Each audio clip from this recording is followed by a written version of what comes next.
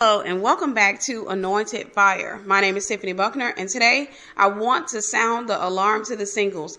This is going to be a very short message. This is just something that God has shown me, something that I'm seeing very commonly. I mentioned it last night on the conference call, but many of you didn't come to the conference call. So this is one of those things that I need to make sure as many of you hear as possible. So make sure you share this message. Make sure you tag your friends. I don't care if they're not in a relationship or if they are in a relationship. This is something that I'm seeing commonly. After seeing people perish because of this, after seeing people die because of this, I think that it is time for me to sound the alarm and let you know that there's a snake in the house. I got to let you know something that the enemy is doing to a lot of you singles, especially single women. I'm sure he's doing it to guys, but I've noticed a few women who have fallen into this trap. One thing I've noticed, I mentioned it last night on the conference call, like I said, but a lot of people, we had a lot of people to come out to the call. Then, there are a lot of you who didn't come out to the call. But I've noticed, I talked about it on the call. I've noticed that there has been these things going on where I've seen a couple of people to perish, people die. All of a sudden, these are people that I don't know personally, but all of a sudden I may see their status start to read RIP, and it's sad. It breaks my heart. But there was something going on with them before the enemy was able to snatch them prematurely. There was something that the enemy did. And so I want to go ahead and expose that on today, because if I keep quiet about it, then other people are going to get swallowed up. I got to tell you the trick of the enemy. This is to the singles. This is what the enemy is doing, people of God. What I've noticed is that we have women, and I'm sure men too, but I'm going to speak to the women because I've seen a couple of women fall and get devoured by the enemy like this. We have women who allegedly love God, or they believe they love God, and they're not really completely submitted to God. Here's the thing. You can go to church. You can hoop and you can holler. You can dance. You can cry. You could be a faithful church attendant. Does not mean that you love God. You can go and you can be a faithful tither. Does not mean that you love God. You can go and you can hoop and holler and speak in tongues. Does not mean that you love God. See, there's a thing called religiousness that people have a tendency to fall into. And then when you fall into religiousness, y'all hear me using this term a lot, it's easy for you to become transactional, meaning I'm doing my part. I'm doing what I'm supposed to do to be saved. And, and God needs to be satisfied with everything that I've done, because I've made many sacrifices. Where my friends were going out on Saturday night, I was in church. When my friends were out, getting rest on Sunday morning, recovering from a hangover, I was in church. On Tuesdays, I was in church. On Wednesdays, I was in church. It's easy to become transactional. And if your heart is not truly submitted to God, here's what's going to happen. You're going to, get transactional, and you're going to do a whole lot. And the enemy loves that. As a matter of fact, he will even encourage you to go to church. He will even come and say, hey, you got to get up, make sure you go and help out, around the church, what have you, because he understands that if you're transactional, what's going to happen is you're going to get frustrated when you feel like God's not holding up his end of the deal. Now, here's the thing. God didn't make a deal with you. God has already given you his word. And he said you got to sow a seed and then you reap. That's how it works, or what have you. But if you're not sowing love, you can't reap anything in love. God's going to love you. He'll extend his mercy to you. But he sees that you are operating in your works. It's not a thing of love. You're doing it because you think that this is what I'm supposed to do. So this is what I've seen happening. A lot of people become transactional toward God. And if you become transactional, what's going to happen is you're going to start feeling like God's not fair. You're going to start feeling like I'm doing this and doing that. And, every once in a while you'll hoop and holler because it'll look like a blessing to come in. You may get a raise on your job, or you may get a new job. Something will happen to make you think that your works are starting to pay off for you. And I've seen that when people do this, they'll start saying, you know what? I'm so glad I kept doing this. What have y'all? God is such a good God. And they be sitting there talking good. But what ends up happening is that person, something major that they want does not come to pass. Something major happens to them. And from that point on, there's a seed that's sown that makes the person believe that God's not fair, or he's not in existence, because they look at it like this. In comparison to most of the people in my church, I'm one of the people who are, I spend the most time in here. I do the most things. I pray. I do all this stuff. And they look at it and then they turn around and the enemy shows them, okay, well, I want you to look over here at, let's say, for example, Brother Tony. Brother Tony rarely ever comes to church. Brother Tony is not submitted to God. As a matter of fact, he done brought like 3 different women to church with him, and you can tell that it wasn't no holy relationship. However, look at Brother Tony is pulling up in a parking lot with a brand new BMW, and he was driving a Lexus about a couple of months ago. He got a nice house. Everything seems to be working out for him. Or in a case with women, the enemy will show you another female who's not serving God, who's not submitted to God, and she's not doing the works or what have you. And you don't even understand you're really on her level, because you're doing it because you think that if I do this, then God owes me this. So you're honestly trying to put God in debt to you. Another word for debt is unforgiveness. So basically you try to put this debt on God. And if God does not pay the debt, then what you do is you end up in unforgiveness toward God, because you believe that God owes you something. You believe that you've done a lot and God owes you something. And because you believe that, the enemy will use that to turn you against God. See, you don't even realize you weren't completely surrendered or submitted to God as it was. You were transactional. You were doing certain things to get God to move. And then the enemy will show you some girl coming into the church. For the women, he'll show you, let's say, Sister Keisha's coming to church. And Sister Keisha, good and well, that girl cursed up a storm. That girl out there fornicating. That girl doing this and doing that.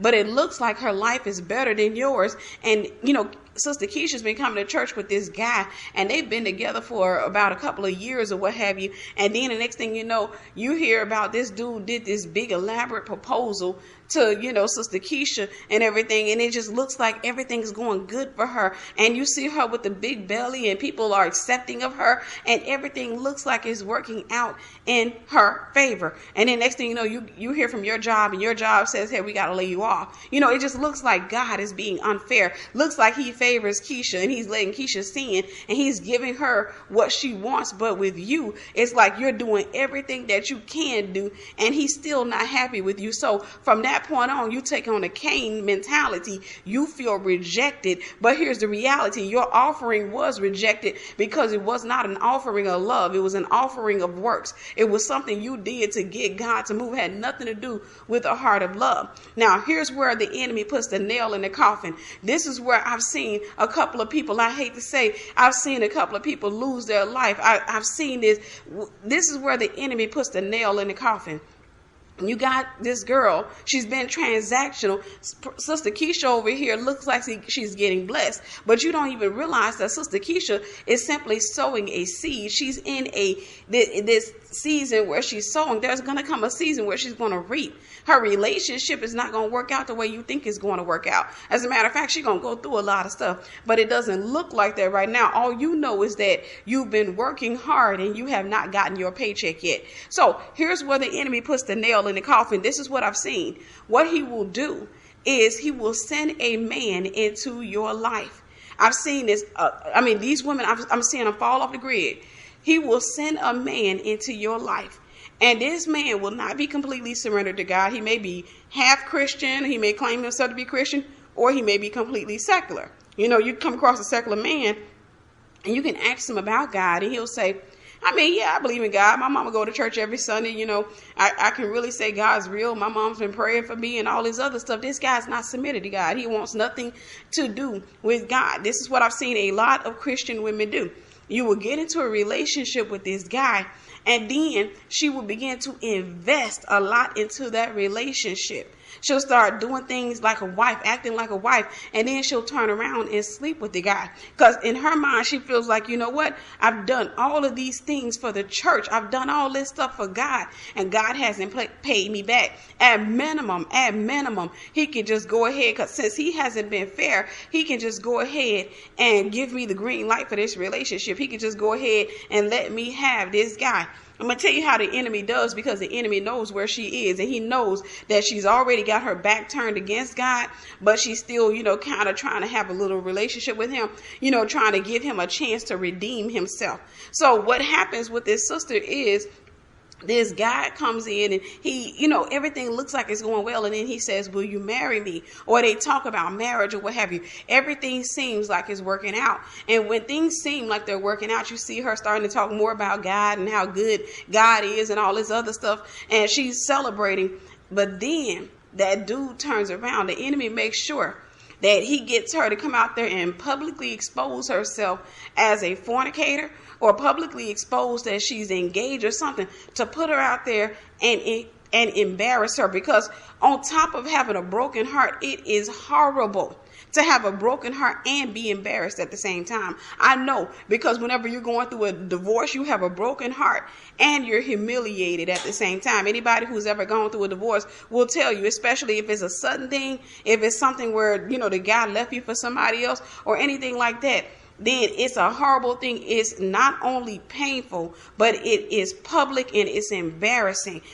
So what the enemy does is he will allow this woman to get deep. The thing is, he wants to get her as deep as possible into that relationship, to the point where she's putting the guy up on Facebook and saying, my boo and all this, my fiance, God sent me my other half, knowing good and well God ain't gonna send you no sinner. God's not gonna send you anybody who's not submitted to him.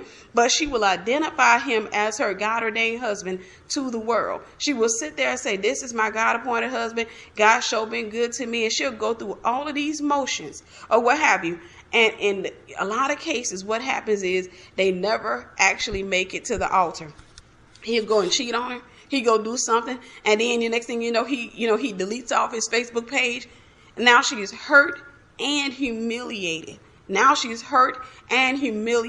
From that point on, she starts discovering things about him. She starts finding out. See, here's what the enemy wants to do. He knows she's transactional, and she feels like God hasn't held up his end of a bargain. But you better look at the fine print. God never signed that contract. He never signed a contract to become your equal. He never signed a contract to owe you anything. If he never did nothing else for you, you still owe him. But the thing is, the enemy will sit there and he will use that man to go ahead and break that woman. Those little pieces of Christianity that are left where she identifies herself as Christian, he will use that man to break and shatter that.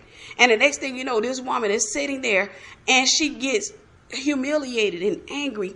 And then she turns around and she feels like, wait a minute. Where was God when all this was happening? Where was God when this man was, cheating on me and he making me look like a fool in front of everybody? Where was God? And then she takes on the Cain mentality and she becomes angry. I've seen this. So the woman is angry with the man. She doesn't know how to deal with that heartache, that brokenness. She doesn't know how to deal, not understanding why this is why God didn't want to send her a husband in that season, because there were some things that she needed to be delivered from.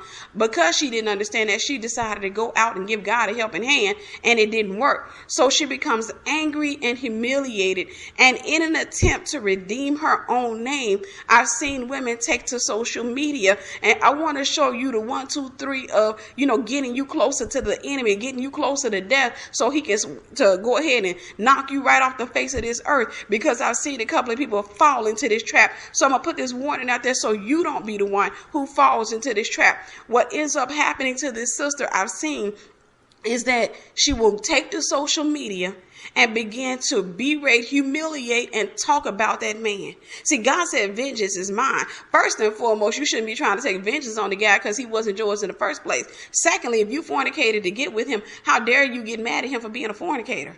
If you're talking about he cheated on you, well, guess what? Fornication is just fornication. So when he did it with you, what he was telling you was that he is a fornicator and he's not faithful to God, meaning he is an unfaithful fornicator. He's not going to go and be with anybody. He doesn't know how to stay submitted to God. But you believe that you have the gold, and you believe that, I can change him. And what happens is this sister takes to social media. This is what I'm seeing an influx in this. I've seen a couple of people fall into the trap of the enemy and never get back out. And I'm starting to see other women starting to do this on my social media page. The woman takes to social media and begins to antagonize and, talk about the guy who has broken her. She begins to talk. You talk about profane. She starts getting real profane, and it's confusing the other Christians who have seen her speaking about God and sharing statuses about God and how good God is. It confuses other people, and people become concerned for her. So naturally, people begin to inbox her. Naturally, they begin to ask her, hey sis, what's going on? This is what I've seen. The enemy always wants to get you to the point where you turn against God so much that you're willing to curse God. This is where a lot of Christians mess up, because they think, well, if I don't curse God, then nothing's going to happen. But I can't curse his Christians. I can't curse his people. So you got these Christians who are genuinely concerned because they've seen sister such and such, talking about God and being a happy person on social media. All of a sudden she's angry and she's posting stuff up talking about, dude, you should just go cut your throat. You ain't nothing. And all this profanity and all this other stuff. And then all of a sudden the world comes out and jumps on and starts high-fiving her, and they're laughing at her, what have you. And she starts to show her decline right back into the world. And she broadcasts that in an attempt to let the man know that, hey, look, this is what you did to me, because she thinks that if I do this, then he's going to look and feel bad about what he did. No, he's not. So she starts to show her decline, and she's basically letting him know that I'm taking off the Christian label so that I can come after you. I'm taking off this whole Christian tag, this whole nice girl thing. I'm taking this off because being nice didn't work, so I'm about to do this to you. So what happens with this sister? This is what I'm seeing commonly, not just one. I want y'all to understand, because if you happen to be that one, I don't want you to be like, okay, she's talking about me. No, I'm seeing this commonly. I've seen this several times. And like I've said, I've seen a couple of people perish because of it. So I'm going to sound the alarm. Then the woman sits back. Like I said, she takes to social media and she's cursing up a storm. She's talking about how these men ain't no good, and she's cursing, and people genuinely get concerned. She doesn't even realize that she's angry with God. She doesn't, because she religious, and this makes her feel like if I say it, then guess what's going to happen? God's going to strike me and I'll go to hell. But she is genuinely, angry with God. And she takes to social media. She's putting all this stuff out there, and she's putting bait for Christians, because she's putting that stuff out there trying to hurt the guy and trying to bait other Christians too, because she's angry with God. She wants Christians to come and say something to her. So a lot of times, even before a Christian come to her inbox, the first thing she says, and don't y'all be coming in my inbox either with no mess, because half of y'all ain't nothing but hypocrites anyway.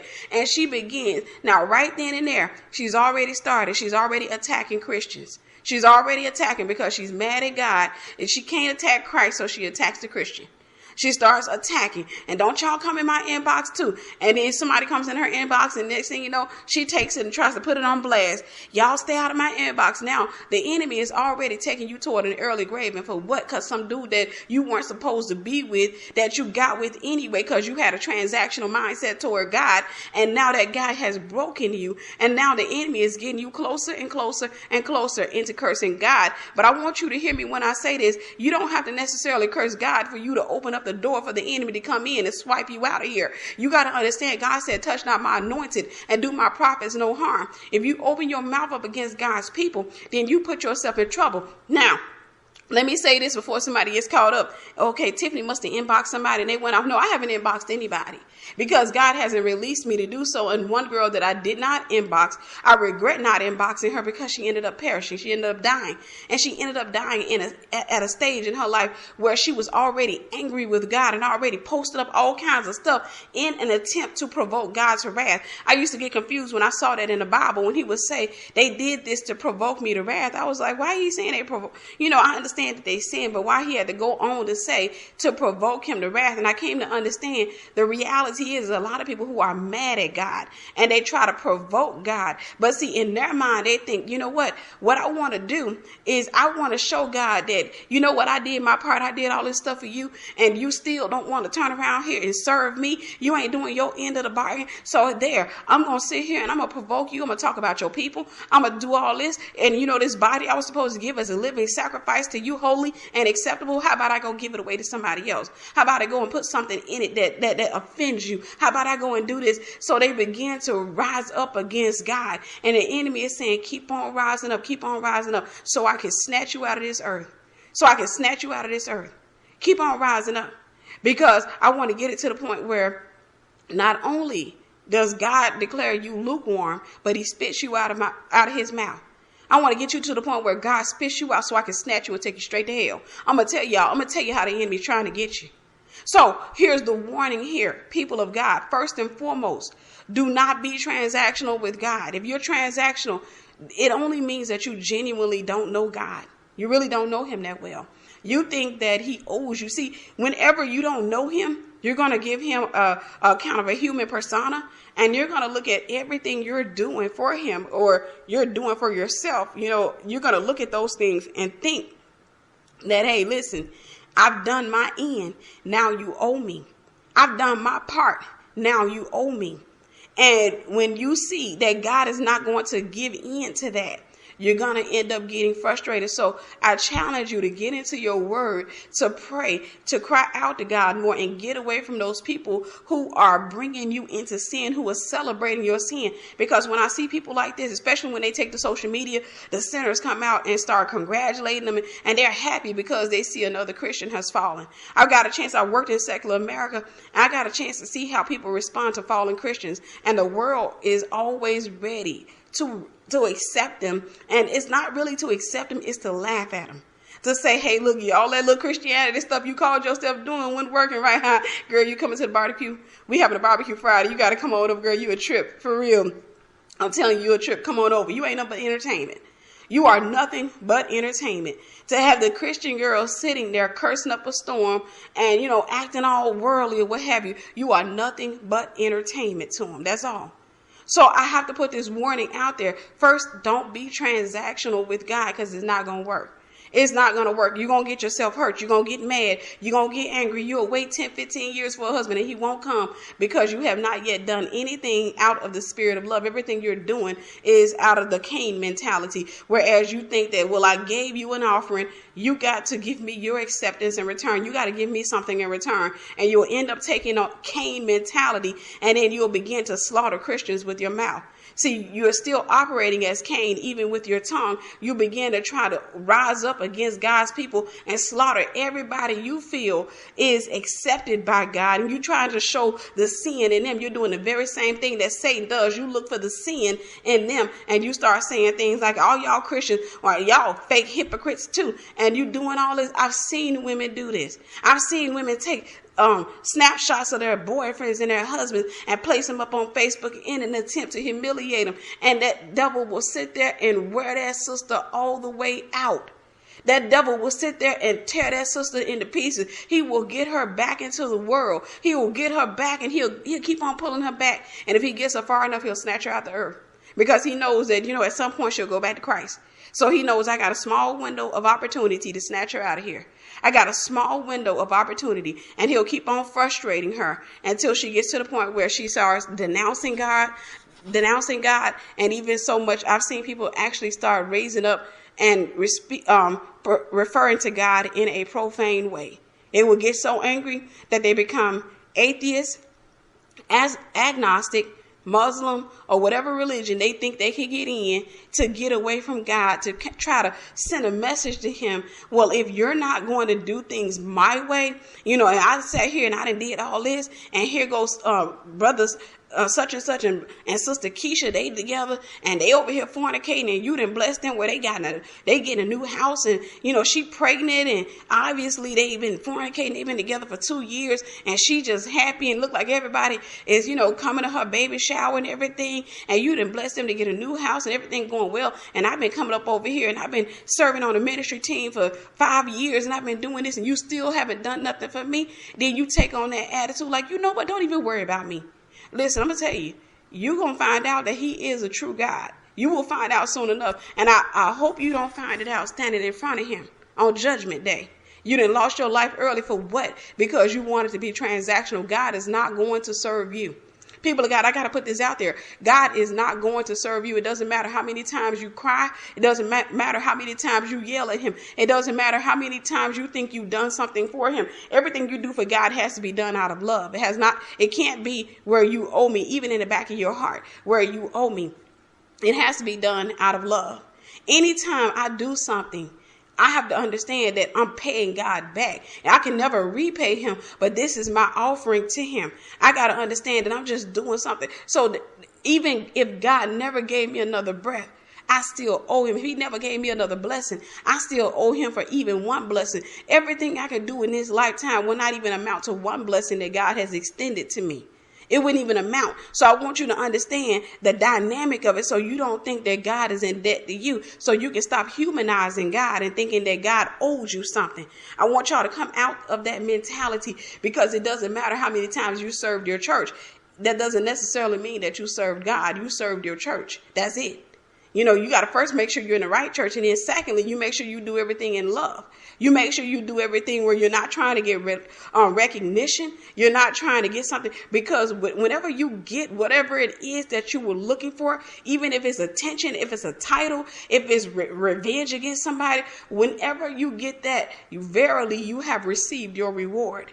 If you standing there and it just, you ushering because you always wanted to usher, and you like the way it feels to stand there when people walk in and you have your arms crossed and stuff, and to tell people where to sit, you got your reward when you give that in. So I want you to understand, you have your reward. So don't be transactional with God. Next, listen up. I'm going to say this, and I'm going to say this again and again and again and again until you get it. Don't go into fornication with anybody. It's not worth it. Because if the enemy gets you into fornication, he's got you. He's already got you. And he's going to start wearing you out from there. He's going to give you that time where everything seems to be going well. He's going to give you that little season where you're smiling, you're laughing, everything seems to be working out.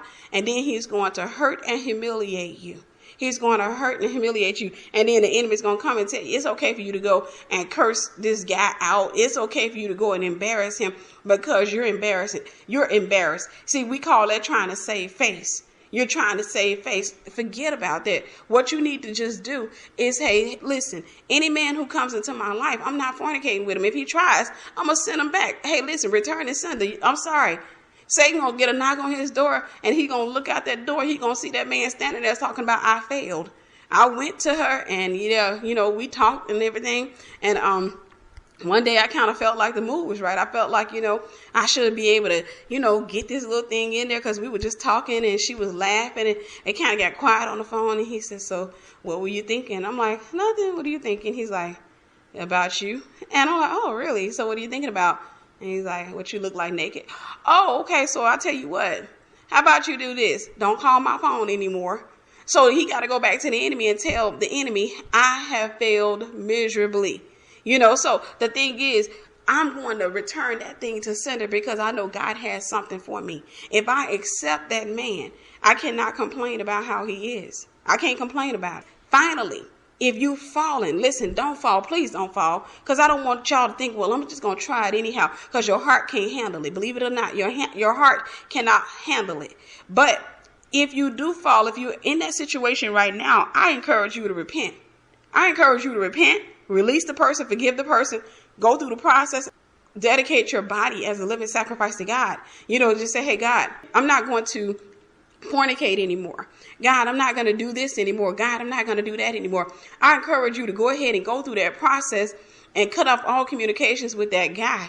I've seen a lot of women, what they'll do is they'll publicly embarrass the guy, what have you, and then the guy comes back and they let him back in, and everything seems to be good, and their status has become positive again, and then the guy goes back and does something again, and then next thing you know, the status has become negative and, evil again, and then the next thing you know, concerned Christians start reaching out to him. Then you see the status is coming up, and y'all Christians, y'all hypocrites, stay out of my inbox.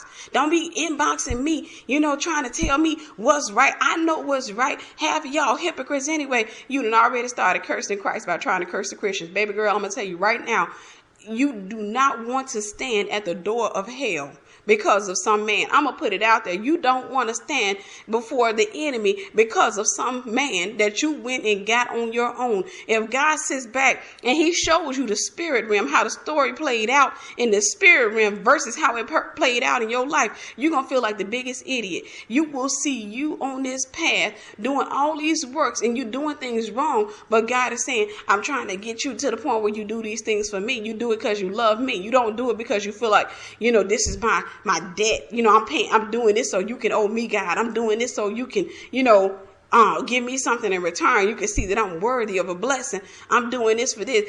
God will, if you sit back and you see things in the spirit realm at one point, for example, if you leave this earth and God showed you how it played out in the spirit realm, and then you see hell having a conversation and demons saying, how we going to bring her down? And they say, you know what?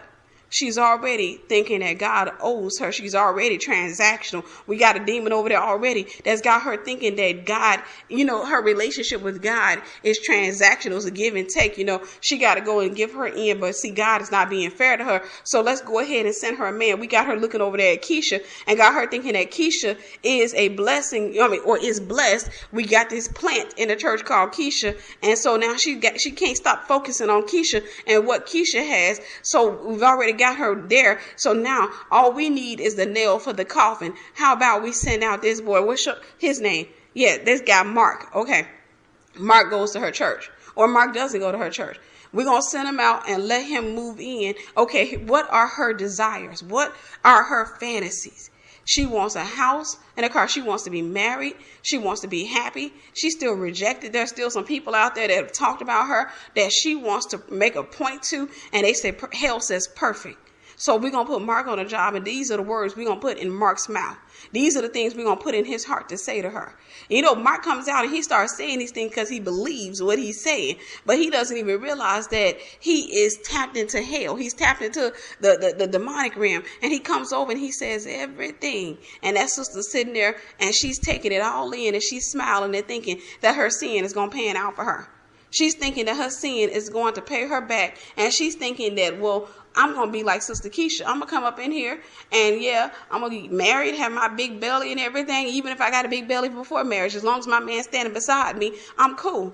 And we're going to have our house and everything. And I'm going to have me a perfect mixture of the church and the world. It does not work like that. If you are double-minded, you are serving the enemy, not both God and the enemy. You are serving the enemy. The only thing is you're cheating on the enemy with God. You're trying to go over between the enemy and God. And whoever it is that you live with full time, whoever it is that is your Lord and your master, that's the one who has access to you. I want you to think about a husband and a wife. If a wife is cheating on her husband, she has to keep coming home to her husband. So her husband is going to beat on her. So I want you to understand that when you double-minded and you serving the enemy and you playing this little lukewarm game of Christianity, what's happening is you living with Satan. You're doing all this stuff, but then you get up and you go to church, from time to time. And the enemy is going to wear you out for cheating on him.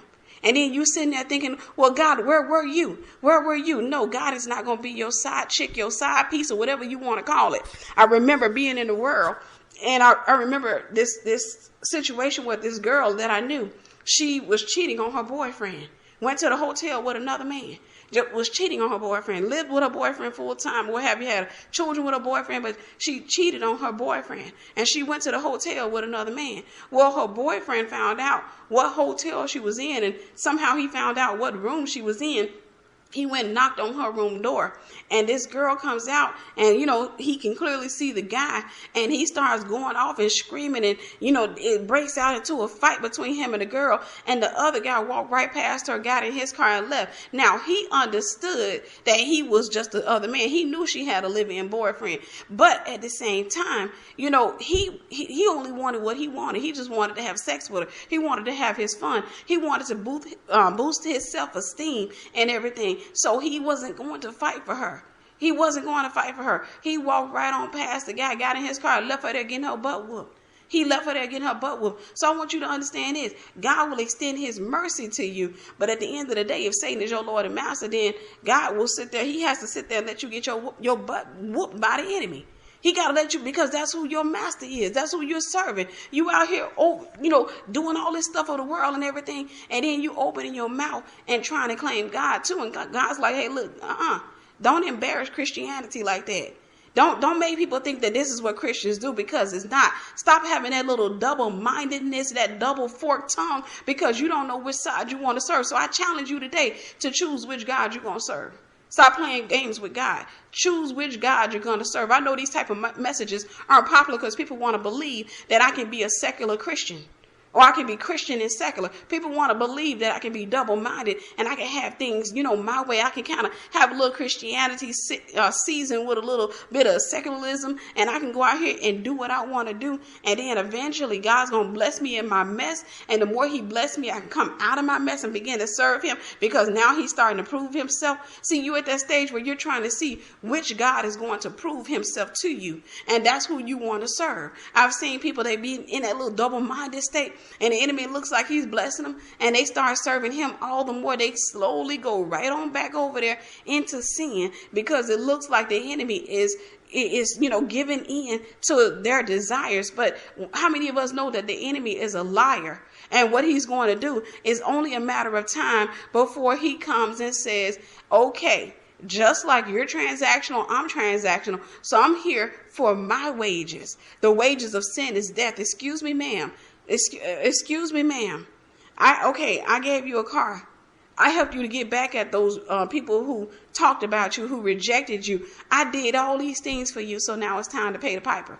And that's when people want to run and start trying to be a whole Christian. Oh, God, glory, God, I just need y'all to pray for me. I just need y'all to pray for me, because you got a debt on your back. Because you got debt on your shoulders, because the enemy is coming back and he's saying, I want my pay. I want what you owe me. Listen up. You can't serve God and the enemy at the same time and then run to God and ask him to pay off your debt. The only way God's going to redeem you from the enemy is if you truly, genuinely repent and stop serving the enemy. I'm not talking about apologizing. I'm not talking about, okay, well, I'm just going to stop fornicating. Now, God, you turn around and do your thing for me. That's still being transactional. I mean, you get on your face before God and you die. Right there before God, because the woman who led you into sin has to completely die before you're able to repent. You can't repent while that woman is still alive, because the only thing you're going to do is you're going to test God. You're going to sit there and play games with God. You're going to try to manipulate God, but that dead woman is still sitting there, hasn't completely died yet, and this woman is going to sit there and test God and see what she's going to get. And when God doesn't serve her, she's going to get mad and she's going to go right on back to the enemy. She's going to go back and reconcile with the enemy. It's just a lover special. She's going to go right back and she's going to find out. Well, and then she'll go back to the enemy. Well, okay, so yeah, I went to him. Okay, yeah. So, but he don't do me like you. He don't take care of me like you. So people of God, my challenge to you is, listen, stop playing this double-minded game with God. You get up here. If you're going to serve him, serve him. If you're not going to serve him, then that's between you and God. But you got to make sure that you surrender your whole heart to God and you stop playing games with the Lord. Stop going before him and trying to get him to serve you, because he's not going to do it. Doesn't matter how many times you cry. Doesn't matter how many times you talk noise or go to church or throw your wig. It doesn't matter what you do. At the end of the day, one thing I found out is that God is not going to turn around and serve no human being. You're going to either serve him or you're going to serve the enemy. It is completely up to you. But I had to sound the alarm, because there's a snake in the church and it's biting a lot of Christian women. A lot of Christian women are getting impatient, getting tired of waiting on God, getting tired of the whole thing. They're transactional. They've been transactional for the last 10 years, which is why they've been waiting on a husband for 10 years, which is why they've been waiting on a career change for 10 years, which is why they've been waiting 10 years to get a house, and nothing is panning out for them because they got the wrong heart and the wrong attitude towards God. They're transactional, and because of that, they have not received the things they've been praying for. And anytime you're like that, you can just sit there and get ready, because you're doing a bunch of works and you will receive the rewards of the works.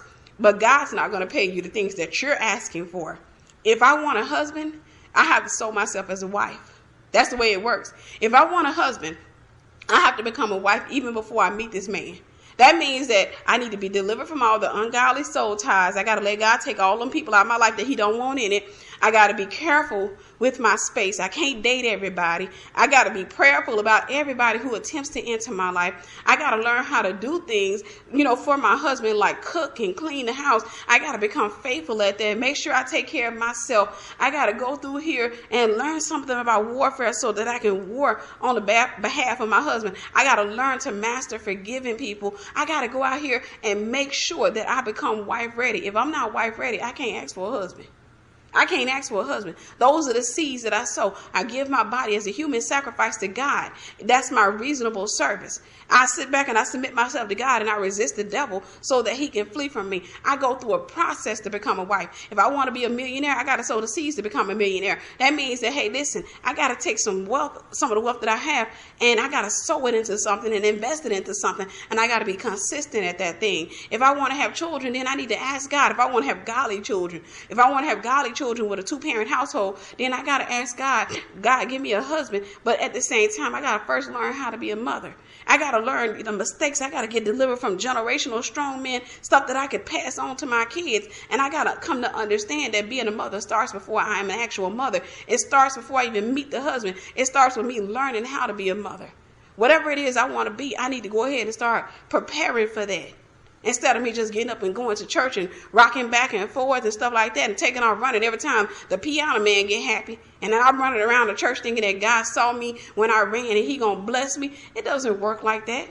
It doesn't work like that. I done seen plenty of people run around the church and they still struggling. So you got to understand that God is not looking at your works. God is looking at your heart. He's looking at your heart, whether or not your heart is submitted to him, whether or not you're trying to manipulate him and play games with him, whether or not you are, the type of person who will submit your whole self to him to the point where you won't get into fornication, you won't compromise, you will wait even in the midst of your frustration, even in the midst of everything that you may feel, even in those seasons where you question, why hasn't God moved on my behalf? If you're wise enough, you'll sit back and say, well, it's got to be something I'm doing wrong. So let me take a self-check. Let me do a heart check. Let me find out what's going on. God, is there somebody in my life who shouldn't be here? God, is there something that I'm doing that I shouldn't be doing? Is there something I'm watching on TV that I shouldn't be watching? Is there something I'm listening to that I shouldn't be listening to? Am I in the right church? God, what is it that I'm doing that's keeping me from you? Not from my man, but from you. Because I know if I'm completely surrendered to God, everything else is a yay and an amen. So y'all, listen to me when I tell you that God has every blessing of yours, but you can't be transactional to get it. If you're transactional, you'll never get it. The enemy will have you working for stuff that already belongs to you. Y'all just hear my heart. I love you, and I don't want to see another sister or another brother perish because of lack of knowledge. There's a snake in the church, y'all. Keep your eyes open. Keep your eyes peeled. When some dude come up to you, talking about some, hey, I want to get to know you, and he's like, well, yeah, I mean, my mom would go to church. I mean, I ain't not into church like that, but I do believe in God and all that.